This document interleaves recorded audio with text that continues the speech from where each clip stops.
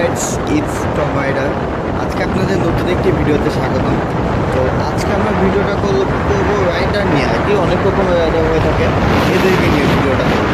তো একজনকে আমি এখনই দেখাচ্ছি যে এই যে দেখেন, এই ভদ্রলোকটা অ্যাড্রেস চালাচ্ছে, কিন্তু উনি কি করতে যাচ্ছেন দেখেন একটু। এই যে উনি হাত ছাড়া দিয়া পা সামনে বা পায়ে উঠে দিয়ে কী করতে চাচ্ছেন, এটা আমার বোধগম্য নয়। এবং উনি যে কীভাবে বাইক চালান এটা উনিই জানে, কিন্তু আমি সবাইকে বলবো যে সাবধানে চালাইতে।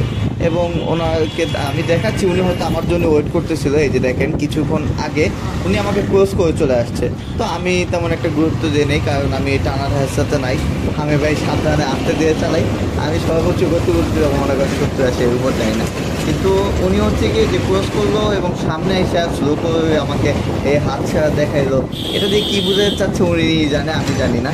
তো ঠিক আছে, তাও ব্যাপার না। তারপর উনি ক্রস করে আমার সামনে চলে গেল গিয়ে, এই যে দেখতে পাচ্ছেন উনি হচ্ছে গিয়ে হাত পা ছাড়া ওই যে দেখেন কি করতেছে। আচ্ছা, উনি এগুলো করতেছে, ঠিক আছে। আমার ব্যাপারটা কিন্তু আমার সহ্য ছিল না, তাই আমি ক্রস করে চলে আসলাম। তো এখন হচ্ছে গিয়ে বলতে চাচ্ছি যে রাইডার একটু সেফ থাকতে হবে আমাদের। আমাদের দুই চাকার উপর জীবন চলে, তো এই সাবধানে চালানো। কারণ হচ্ছে গিয়ে যখন এই বাইকটা অ্যাক্সিডেন্ট করে, সেটা হচ্ছে গিয়ে অনেক বিপজ্জনক একটা অ্যাক্সিডেন্ট হয়। এই বাইকটা হচ্ছে গিয়ে অ্যাক্সিডেন্ট মানে হচ্ছে গিয়ে অনেক বড় ক্ষয়ক্ষতি হয়ে যায়, এবং যদি সেটা শরীরের উপর হয় তাহলে তারও বেশি। তাই হচ্ছে গিয়ে আমাদের অবশ্যই সাবধানে গাড়ি চালানো উচিত। এবং হচ্ছে গিয়ে এই যে এসবের কোনো মানে হয় না, এই যে হাত ছেড়ে দিতেছেন, আপনি পা ছেড়ে গাড়ি চালাচ্ছেন, ওগুলো আলাদা স্ট্যান্ড যারা করে তাদের এগুলো একটা অভ্যাস থেকে প্র্যাকটিস থাকে, তারা হচ্ছে গিয়ে পারফর্ম করে শো করে, তাদের জন্য আলাদা হিসাব।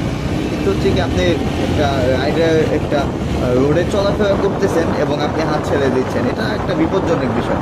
ঠিক আছে, আপনার সমস্যা হলে এক হাত ছাড়তেছেন, তখন হচ্ছে গিয়ে কোনো কিছু ঠিক করতেছেন, আবার ধরতেছেন, ওইটা এক বিষয়। কিন্তু এই যে শো অফের জন্য সে খেয়াল করছে যে আমার ক্যামেরা লাগানো ছিল, যার কারণে উনি আমার সামনে অনেক কিন্তু দূরে চলে গেছে। এটা হয়তো আমি কেট করে দিয়েছি, তো হচ্ছে বুঝে যাচ্ছে না। প্রায় 4-5 মিনিট পর আমি ওনাকে আবার সামনে পাইছি। তো সামনে এসে উনি ব্রেক করে আমাকে এগুলো দেখাচ্ছে, এগুলো কি কোনো মানে হয়? তো হচ্ছে কি আপনি অবশ্যই যদি সাবধানে গাড়ি চালান, সাবধানে বাসায় ফিরেন, এটাই আমাদের আশা থাকবে। তো হচ্ছে গিয়ে সবাই সাবধানে সেফ রাইড করবেন এবং ভালো মতো বাসায় ফিরবেন বা আপনাদের কাজের গন্তব্যে চলে যাবেন। অবশ্যই সাবধানে গাড়ি চালাবেন। এবং কি ভাবছেন উনি চলে গেছে? না, আমি যে দেখেন উনি এখনও কিন্তু পিছিয়ে আছে। তো আজকে এই পর্যন্তই, টাটা।